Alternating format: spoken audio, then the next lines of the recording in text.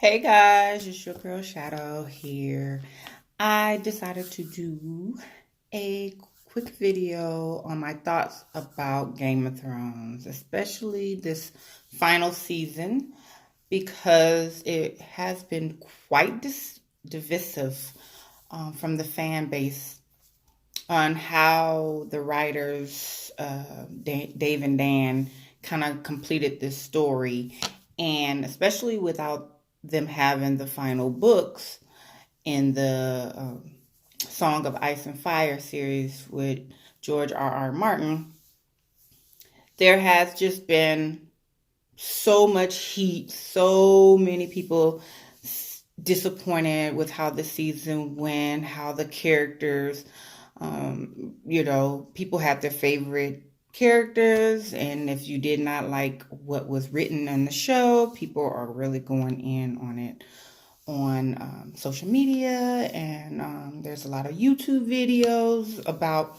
what people do not like about the season. So I'm going to be a little bit different. I'm more of the optimistic person. I don't go into these with a lot of theories, and I do not take everything literal when it comes to TV shows. So I am a little bit different. So I'm just going to talk to you guys briefly. I got some notes. So if you see me looking over, that's because I'm reading my notes, because I am doing this and I am not going to I'm just winging it, and I'm not going to probably edit this too much. So just bear with me. One day I will be able to get into editing and getting really creative with these YouTube videos. But as of right now, it's just me on the fly talking to you guys, letting you guys know my thoughts. All right, so Game of Thrones. I will be very honest. I got into Game of Thrones from someone that I know, a really good friend of mine. He has been saying, you need to watch this, and I never did. And then finally, back in December, I watched a few episodes with him and got hooked. So I binged 7 seasons in 3 weeks, you guys. And I love it. So this is still fresh for me. I didn't have the years waiting on each season. I literally binged it, and then I was able to watch season 8 live with everybody. And oh my goodness, I'm glad I hadn't been with the fan base as long as everybody else. So anyway, talking about how divisive fans are. I will say this. I do not think season 8 was the best season of Game of Thrones. However, I do not think it's the worst. Either season 4 or 5 were the worst for me, and I think it was season 5. It's when Arya was going through all her training and everything. I think that was season 5. I'm not sure. It was dragged out quite a bit for me. So that one kind of took me a little minute to get through. So season 8 is not my worst. And I will say this, I do agree 6 episodes was extremely rushed. It was quick, it was fast paced, and I would have preferred that we had 10 episodes like prior. And the same goes for season 7. I did not like that it only has 7 episodes. I wanted the Dany and Jon thing to be fleshed out a little bit more in season 7. And coming into season 8. So I definitely agree with the rest of the fan base about, it was very rushed and fast, and a lot of things were left unanswered, and a lot of things just leaving us. But I want to just say this to you guys. The reason why Game of Thrones is still one of the best television shows that I have experienced is because even though the seasons are over and that this TV show is done, we still are talking about it. Whether people don't like it or not, it's still being talked about. It's still a big thing of discussion. And if I was Dave and Dan, I still say winning, whether people were disappointed with it or not. They're still winning, you guys. All right, so let's go ahead and down. Let's talk about the number one thing that I've seen people complain about is about the foreshadowing and the prophecies in Game of Thrones. Now, I'm a big nerd. I go a little bit more in depth with things, and one thing that I've learned about foreshadowing versus prophecies, foreshadowing is them just giving us little breadcrumbs of how different characters on Game of Thrones can kind of, we can see how they're progressing slowly, and we're given little hints and clues and things like that of what's to come in the future. That's foreshadowing. So when it comes to Daenerys Targaryen, I've seen many of the foreshadowing, and in this season, people were getting pissed because Dany automatically turned into a mad queen. No, she did not automatically turn into it. What happened was it was given in little small breadcrumbs, and then once season 8 came, they just threw all the damn breadcrumbs. That's all. The rest of it, it's like, okay, we've given you all this. Now we're on crunch time, so now we're going to have to kind of force feed it to you. So it's about the pacing. It was about them kind of shoving it down our throats a little bit, and I think that's where people's discomfort comes from with Daenerys's arc. However, it was foreshadowed. It had been foreshadowed since season 1, since she's seen her brother get killed. From there, with her starting with her brother's death, moving forward, she has been turning, this wheel into turning her into the villain of the story. And another thing I don't understand about the prophecies, the book writer himself has gone public saying, please do not take these prophecies literally. Prophecies are just part of his story, but they don't always necessarily come true the way that the prophecies are stated. Yes, we see some that happens, and things like that throughout the show. We do see some prophecies that are being told come true, but I want to state this: the Azor Ahai and the princess that was promised prophecy, it kind of did come true if you look at it. Jon killing Daenerys was the Azor Ahai, Nissa, the prince that was promised prophecies. Jon is the one who killed Daenerys. That was the prophecy if you look at it in a non-literal way, but more so in it happened, but it didn't happen the way that the prophecy actually said it would happen. And I think that's what a lot of people is missing when it comes to prophecies and foreshadowing. So my number one thing is, I think if Daenerys Targaryen was your favorite character, hell yeah, I can see why you're pissed. If she was my favorite character, I probably would have been pissed. However, I loved her character. I loved her arc. I liked the way it ended. Her entire story was for her to sit on that throne. That throne was a symbol of turning people into bad people. Everybody who sat on that throne in this whole Game of Thrones thing were not good people. They were not. They ended up being terrible people. Robert Baratheon wasn't a good king. We started off with him. Aegon before him, Aerys the second before Robert was not a good king. So it started, this pattern of whoever sat on that throne, Cersei, Joffrey, Tommen, all of them were not good kings and queens, and it kind of corrupted people. That was the symbolism within the Game of Thrones. And I just think people are just being way too literal, thinking things. And then I think, things are supposed to happen exactly how it kind of was hinted. And, we go all these 7 seasons cheering for Daenerys killing terrible people. And then when she kills innocent people, we think it's oh, she wouldn't do that. That's out of her character. That's all that.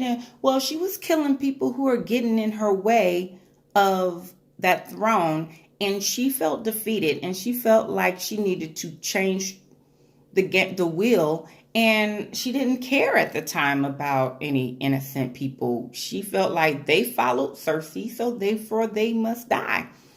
She felt no love from the people. So therefore she did not feel any love for them. And so she took them out and thought she was going to be able to start, start all over again and, create a different world. Daenerys Targaryen thought she was the hero to her own story. However, with me, why I see her as being the last villain of the show is that she only cared about that throne.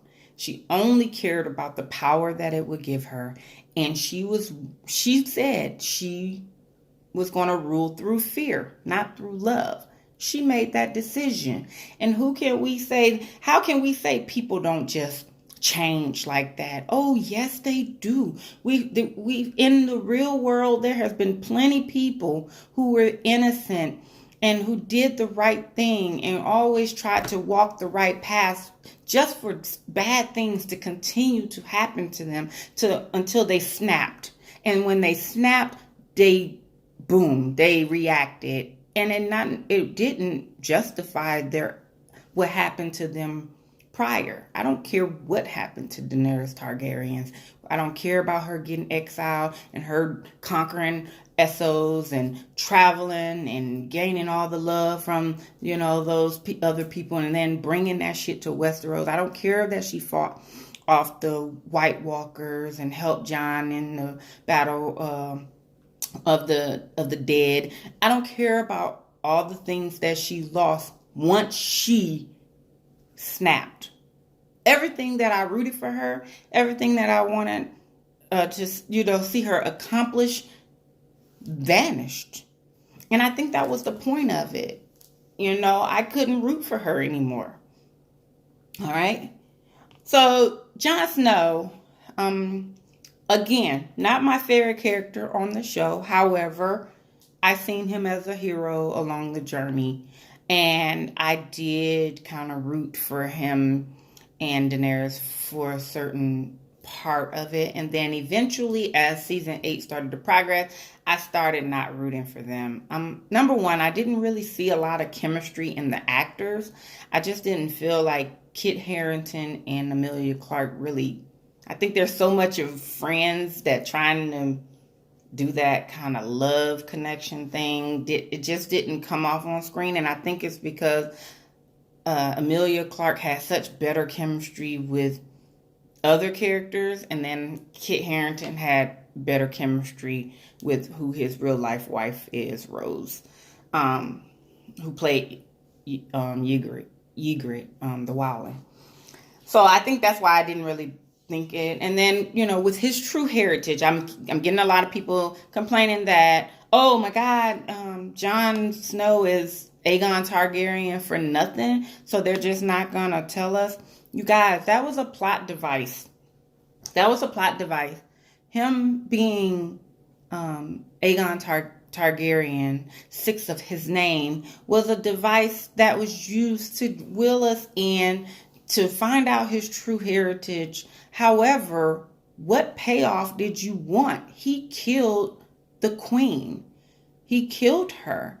And that don't just automatically mean that politics are not going to be involved and people are going to follow him when he just killed the queen. They were in a very hard place. They could not first of all, Jon did not want the throne.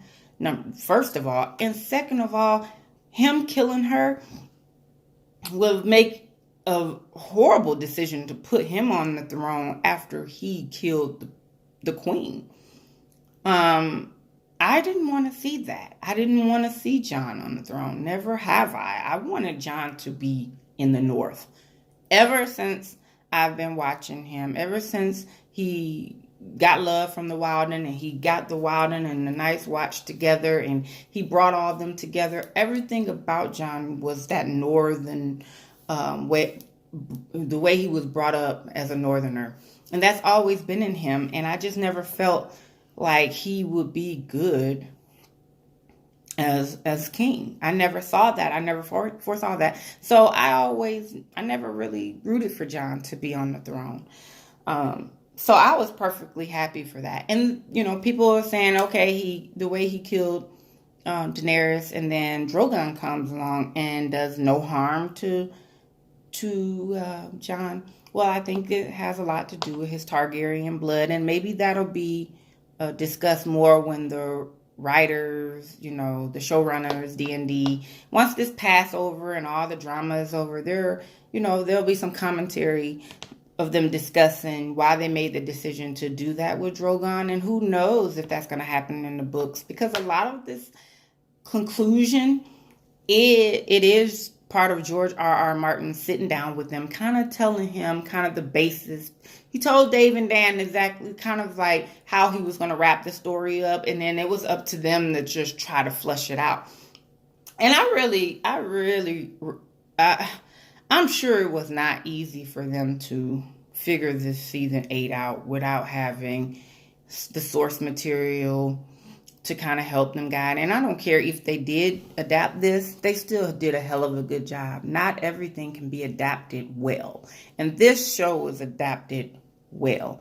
And I have listened to some of the audiobooks of the books, A Song of Ice and Fire. So I think they, for what they had to work with, I do feel like it should have been 10 episodes. I do feel that way. There's no excuse. However, with what they had, I do appreciate what they did. And I give them the benefit of the doubt. I'm really not disappointed. Well, do I love the finale or this season? Do I love it? No. Am I satisfied? Am I okay with it? Absolutely. I don't even know too many of my favorite shows that I love that had a great finale. I hear people talk about some like Breaking Bad and all that. I never got into that show, so I don't care if it had a good finale. But all the ones that I love, the finales were bleh. Okay, well, they had to end it because I'm sad that it's gone. I don't have anything to watch. I'm gonna have 73 episodes of Game of Thrones, and I'm gonna have to just binge watch over again in order for me to really just dive into the show.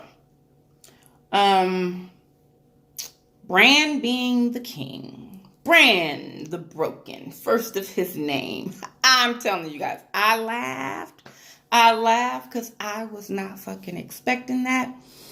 I was like, what? Bran? I'm telling you guys, I did not have a pick for the throne. I'm not gonna lie. My favorite character is Arya Stark, and I damn well was not rooting for her to be on the throne. So I really didn't care who it was. So I wasn't invested in anybody on the throne. So I guess that's why I think that's why I laughed versus me being, are you fucking kidding me? It's Bran? He doesn't deserve to be. I didn't care. I didn't care who was on the throne. I just wanted to see how this was going to wrap up. What was going to happen to my favorite characters? What was going to happen to my favorite house, which was the rest of the Starks? That was mainly my concern. If Jon was going to kill Daenerys, I wanted to know those. So everything was wrapped up that I needed to be wrapped up. But I do have questions, just like a lot of you guys do. I have a lot of questions. But Bran the Broken, Tyrion. Oh my God. That damn Peter Dinklage is going to get another Emmy. If you pay attention to Tyrion's dialogue, the dialogue throughout the whole last episode was phenomenal.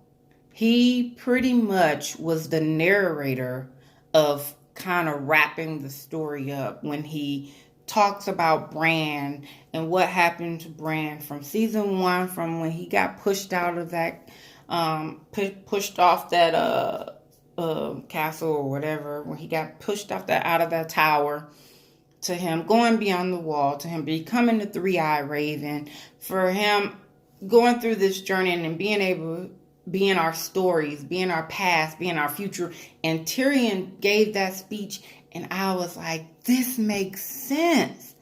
This makes sense. Sansa kind of shaded him, talking about he can't bear any children, but I thought that was funny. Sansa made me laugh. She made me laugh when she told her uncle to sit down. She made me laugh when she said Bran can't father no children, and she made me laugh when she said, she ain't bending the knee no more. She done. The North is going to be independent. Sansa just really just let them know, hey, I've been through too much. We got Winterfell back. I'm not about to bend the knee and be under nobody else's command. We about to be free, bitch. And Bran granted it. I just thought that was lovely. And I could be biased, you guys, because I have been House Stark from day one. From the very first pilot episode that I watched, me binging it, I have been House Stark. Along the way, yeah, I rooted for, House Targaryen. Along the way, I was like, oh man, I need Tyrion, to get what he deserved, So along the way, I rooted for other people, but I've always been loyal to House Stark. Even when Jon's heritage came out that he wasn't a Stark. But to me, damn it, you ain't just going to exclude the mom. He's a Stark and he's a Targaryen. So Bran the Broken is okay with me.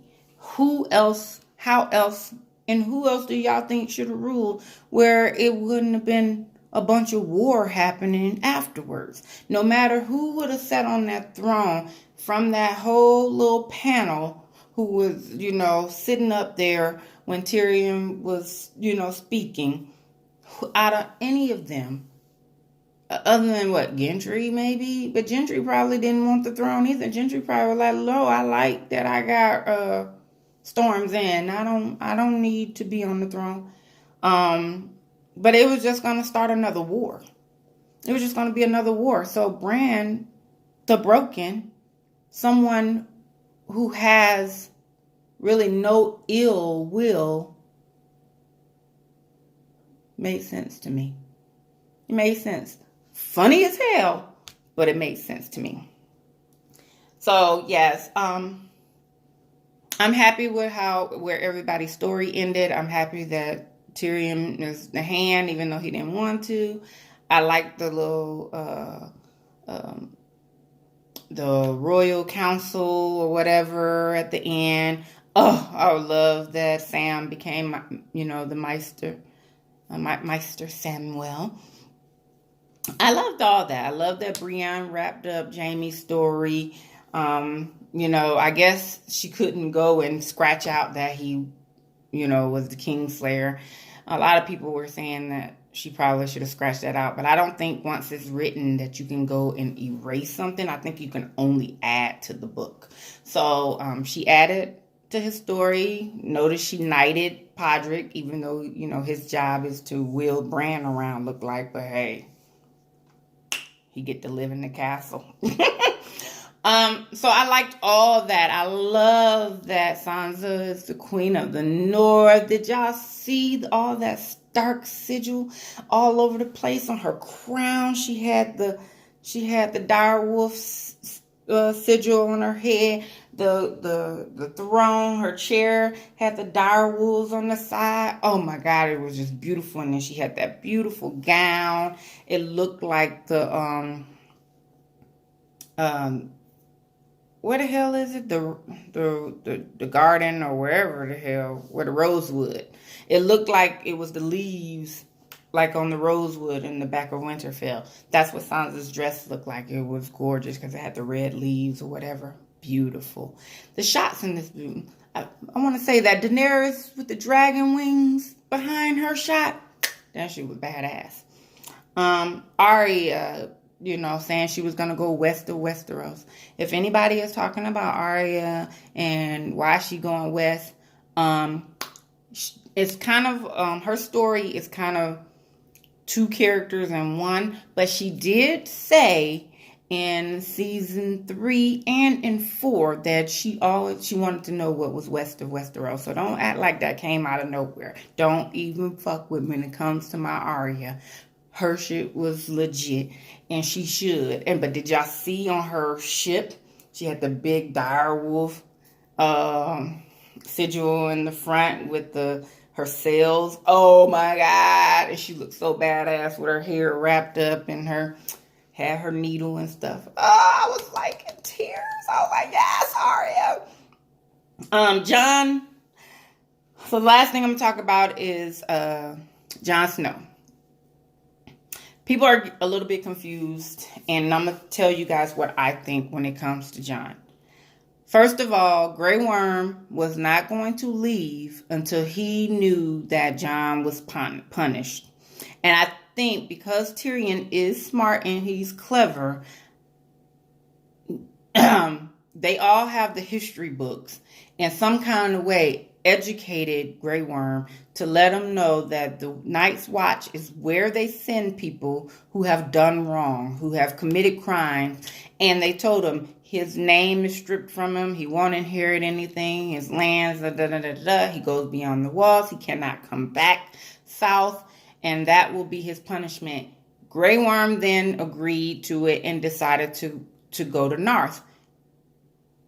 But what Grey Worm did not know is that the Night's Watch is